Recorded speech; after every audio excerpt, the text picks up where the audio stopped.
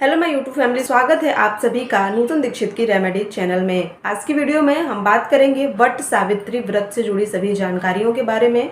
किसी भी व्रत और किसी भी पूजा को करने के लिए का संपूर्ण जानकारी का होना बेहद ही जरूरी होता है, तभी हम किसी भी कार्य को कर सकते हैं। बहुत सारी बहनों को साल 2024 में वट सावित्री का व्रत शुरू करना होगा, तो उससे संबंधित बहुत सारी जानकारियाँ होती हैं, जैसे कि पूजा की सामग्री क्या होनी चाहिए, बाल कब धोएं, किस प्रकार से व्रत करना है, व्रत में क्या खाएं क्या नहीं खाएं, पहली बार व्रत उठा सकते हैं या फिर नहीं उठा सकते। तो बहुत सी ऐसी जानकारियां हैं जिनका होना बेहद ही जरूरी होता है। वीडियो को पूरा देखिएगा, संपूर्ण बातों की जानकारी होगी आपको।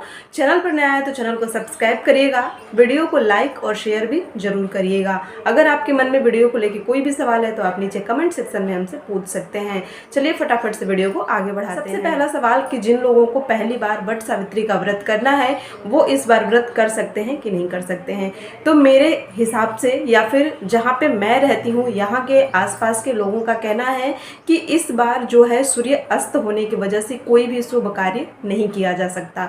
जैसे कि पूरे मई और पूरे जून के महीने में एक भी शुभ लगन यानी कि शादी विवाह का कार्यक्रम कहीं भी देखने को नहीं मिला है। उसका कारण यह है कि सूर्य अस्त होने की वजह से कोई भी मांगलिक कार्य नहीं किया जा सकता। इसी के वजह से अगर आपको कोई भी व्रत, कोई भी पूजा, कोई भी त्यौहार शुरू करना है पहली बार तो आप नहीं कर सकते हैं। लेकिन इस बात को मानने से पहले आप ये देखिएगा कि आपके यहाँ इस बात को माना जाता है या फिर नहीं माना जाता। अगर माना जाता है तो आप अब इस साल व्रत की शुरुआत नहीं कर सकती हैं, लेकिन अगर इस बात की मान्यता नहीं है तो आप अपने व्रत की शुरुआत कर सकती हैं। दूसरी बात कि वट सावित्री का जो व्रत है वो बृहस्पतिवार के दिन पड़ रहा है, तो बहुत अच्छी बात है। वट सावित्री के व्रत में विष्णु भगवान की भी पूजा की जाती है और ये बृहस्पतिवार के दिन पड़ने की वजह से बहुत ही खास हो गया है। तो आपको अपने जो बाल धोने की जो प्रक्रिया है वो बुधवार के दिन करनी है। उसके बाद आपको लहसुन प्याज वगैरह नहीं खाना है, सात्विक भोजन करना है और अपने व्रत को बृहस्पतिवार यानी कि 6 जून दिन बृहस्पतिवार के दिन अपने व्रत को धारण करना है। व्रत वाले दिन सूर्योदय से पहले उठकर सबसे पहले आप नहा धोकर साफ सफाई से निवृत्त होकर सूर्यदेव भगवान को जल अर्पित करें और पूरे दिन के व्रत का संकल्प लें। बहुत से लोगों का ये भी सवाल होता है कि वट सावित्री के व्रत में हम क्या खाएं और क्या नहीं खाएं। तो यह भी हर जगह अलग अलग प्रकार से होता है। कुछ लोग पूजा करने के उपरांत यानी कि जब उनकी पूजा पाठ समाप्त हो जाता है तो उसके बाद जल पीकर अपने व्रत को तोड़ लेते हैं।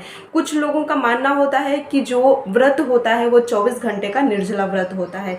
वहीं कुछ लोग यह भी बताते हैं कि जो पूजा में हम पकवान बनाते हैं चढ़ाने के लिए, पूजा करने के बाद उसी पकवान को प्रसाद रूप में ग्रहण किया जाता है और व्रत को तोड़ा जाता है।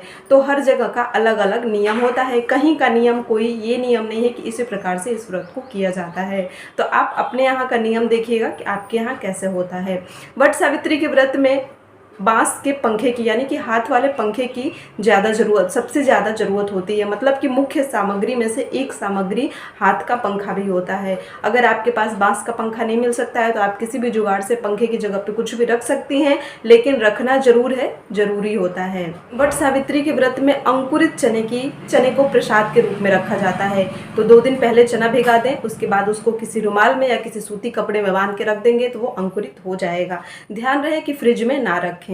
वट सावित्री के व्रत में जो मौसमी फल होते हैं उन सभी को जरूर शामिल करें अपने पूजा में। पंच देवताओं की पूजा की जाती है। पीपल के वृक्ष की पूजा नहीं की जाती है, बरगद के वृक्ष की पूजा की जाती है वट सावित्री के व्रत में, जिसे वट वृक्ष के नाम से भी जाना जाता है। अगर आप वट वृक्ष के पास जाके पूजा नहीं कर सकती हैं तो मार्केट में बड़ी आसानी से आपको वट वृक्ष यानी कि बरगद की डाल मिल जाएगी। उसे लाकर अपने आंगन में लगाकर आप पूजा कर सकती हैं। अपने आंगन में बैठ के भी आप पूजा कर सकती हैं। वट सावित्री व्रत की जो सामग्री है उसके लिए मैंने एक वीडियो बनाया हुआ है, लिंक मैं आई बटन में दे दूंगी, उसको जरूर देख लीजिएगा। उस वीडियो में भी बहुत सारी जानकारी आपको मिलेगी। ये वीडियो कैसी लगी कमेंट करके हमें जरूर बताइएगा। चैनल पर नया है तो सब्सक्राइब करिएगा। वीडियो को पूरे देखेंगे तो संपूर्ण बातों की जानकारी आपको होगी। और वट सावित्री के व्रत में बता दूं कि नमक नहीं खाया जाता है, क्योंकि यह सुहाग से जुड़ा व्रत होता है। साल में एक बार पड़ने वाला व्रत होता है, इसलिए वट सावित्री के व्रत में नमक नहीं खाया जाता है। आपके यहाँ क्या होता है उसके अनुसार आप अपने व्रत को करिएगा। मिलते हैं दूसरी वीडियो में दूसरी जानकारी के साथ। तब तक के लिए नमस्कार, राधे राधे।